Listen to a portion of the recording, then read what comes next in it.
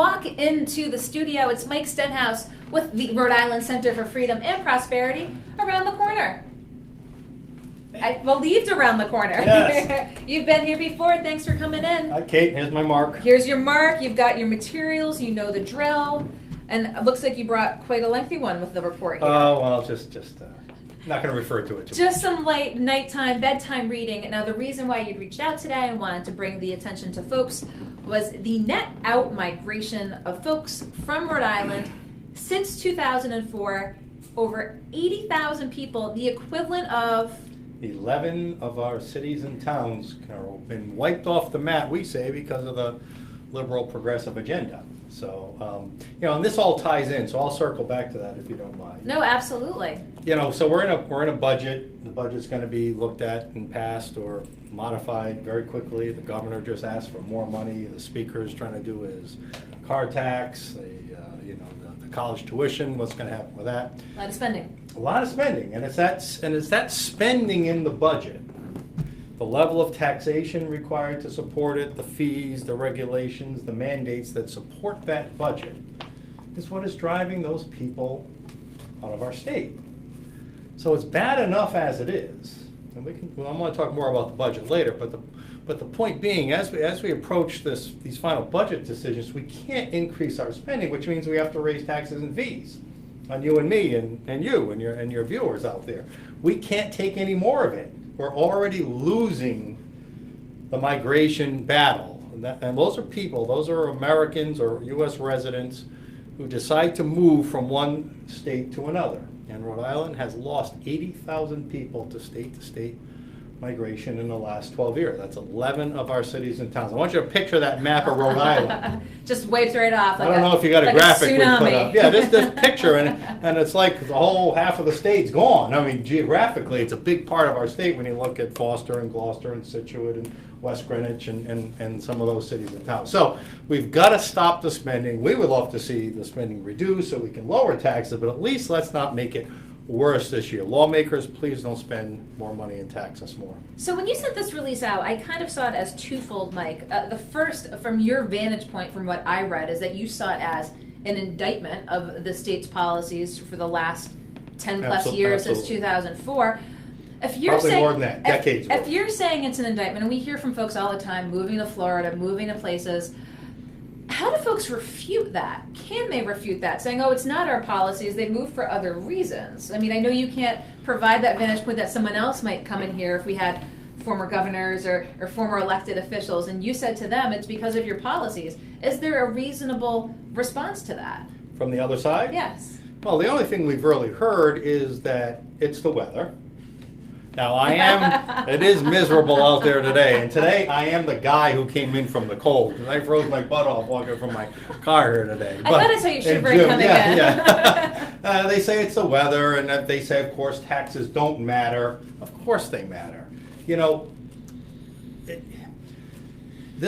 When the other side tries to refute it, it shows what lack of respect they have for residents and taxpayers, that they think they can just keep piling on taxes and fees, whether it's beach fees or this tax or whatever, and regulations and mandates on businesses, and that nobody's going to care. People are smart. The politicians can spin it all you want. We hear the perfect example is the unemployment rate. That's been going down, but that doesn't mean things are good in our state. We're 45th in family prosperity, 48th in jobs and opportunity, 50th in our business climate. How are we going to have good jobs without good businesses? And how are we going to have good businesses without a good business climate? The few hundred jobs we pull in with GE and those other, that's nothing. It's nothing compared to the organic growth we use. I don't know when they get it, that we've got to do something different, that it's not working. So we heard, obviously, with May, the revenue estimating conference, the close to 100 million shortfall, which we know is even more, 135, now 140.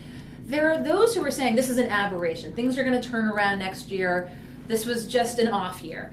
But I am hearing from folks who are saying this might actually be the tip of the iceberg of something worse. And you're out in the community. You talk to business folks. You kind of run that line between business and politics. So you've sort of got that more kind of boots on the ground perspective, if you will. What are you hearing from folks when they hear that? Are they really believing that things are going to turn around, or are they more pessimistic that this is just the harbinger of things to come? No, they are very afraid. What we don't have, no matter what they do or don't do, we do not have a stable tax and business environment in this state. Nobody knows what they're going to do next, right? There's nobody that can refute that. Just look at what's on the agenda this year, right? There's a carbon tax. There's some new energy mandates that will necessarily drive up electricity rates and energy costs for us, for your family, for small businesses. I talked to one business owner. He runs a manufacturing company. Most of the other manufacturers in his industry have left the state. They can't afford it anymore. He said, if energy rates go up significantly, I'm out of here too. No, I just want to make a plug at this point. Mike did write a piece today Yes. from his vantage point about this very issue. If you want to read, it's on Go Local. Yep. He goes into it further again, coming from Mike's vantage point on that with the energy. So I just wanted to let folks know No, that's that more great. information And I will be don't make available. that up. This is based on conversations with real people. We seem to get in these arguments, well, what's good, about theory, and we never think about how it actually impacts real families and real businesses. Then you got this paid time off thing. Most businesses do it on their own. Some businesses can't afford to do it. Again, another business I talked to, 50 employees, he said, if they impose that on me, I'm packing up and moving my business to another state. Why would we keep doing this to ourselves? So it is scary for business owners and families out there because they don't know what they're going to do up there in Smith Hill next. They can talk about cutting this little tax or the car tax, but if you go ahead and increase mandates and increase energy prices through all these bad policies, you've defeated the purpose. We've got to get better, not just tread water. And you released this report recently about this net out migration. Do you get a sense from folks, elected officials, that this is of serious concern, that we need to stop this loss of What if we lose a House seat? Well, we're going to lose a House seat. I don't think unless something dramatic happens. I'd like to see how that's going to turn out between Cicilline and Langevin. Who's going to get the one seat, right? That's left, or somebody else. Drunk sauce. Yeah. So the rest of the country, the rest of the country is growing. The rest of the country is growing overall in population.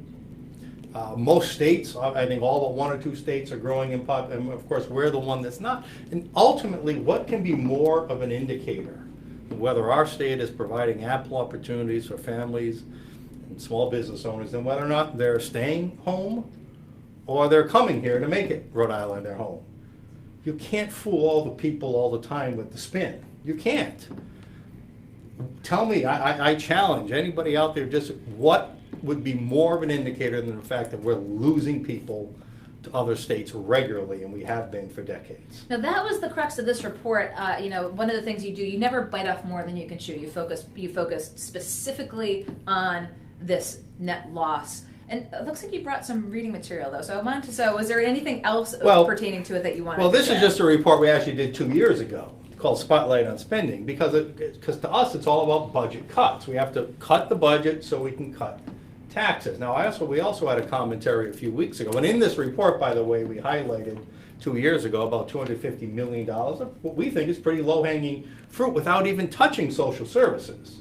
And that's a whole nother argument, because there's obviously a lot of people who don't belong on social services or able to work who just choose not to because the government incentivizes them not to work. We can make some cuts there, but even without that, and a lot of these were implemented a few years ago, but there's plenty more in here. But we have to cut taxes. We have to ease the burden on businesses and families. But to lawmakers, I called the budget, and do I have a minute to explain it? I can give you 2. All right, 2. I don't need that much. But I called the budget the enemy of the people of Rhode Island. If it's the taxes and fees and regulations that necessary in this budget that are causing us to be 50th, 48th, and 45th, then the budget is not working for Rhode Island. But yet it's the budget that is cited as the reason why we can't do the speaker's car tax cut in full right away. Or they can't do our sales tax idea, which would produce thousands of good new jobs, tens of thousands maybe, and put money. We can't do it because we might have to readjust the budget. But why would that be a problem if this budget has failed the people of Rhode Island? I mean, I don't know. It makes sense to me. Again, I'd like to hear from you. How can they comment? I'd like to hear if it doesn't make sense to me. But why would you hold up a failed budget as the holy grail as something you can't touch. And the timing of this release, again, of this net migration report that you had put out, again, you can go to the Center for Freedom Prosperity's website to check it out, which is URL? rifreedom.org. Check it out, and if you're watching this after, we'll have this up as well. But the timing now, here we are, June. Why did you release it now? Is it specifically related to the budget to say, raise the flag, say, the level of spending versus the number of residents that we have is unsustainable? Because it's exactly the time when lawmakers are making decisions on what to do with the budget. And just look what happened just within the last day or two. The governor asked for $60 million more. No! If you want to drive more people out of the state, spend the extra money then. If you want to keep people at home in our home state of Rhode Island, then stop the spending, cut the taxes. Now, so we're trying to get something. I mean, we didn't perfectly plan it, 6 months ago to release this day, but we figure the timing was appropriate since this is in the next 2 weeks. A lot of budget decisions are going to be made up there on Smith Hill, and we're just trying to show lawmakers what's at stake. I mean, do you want your holiday family table having more empty chairs at it? I don't.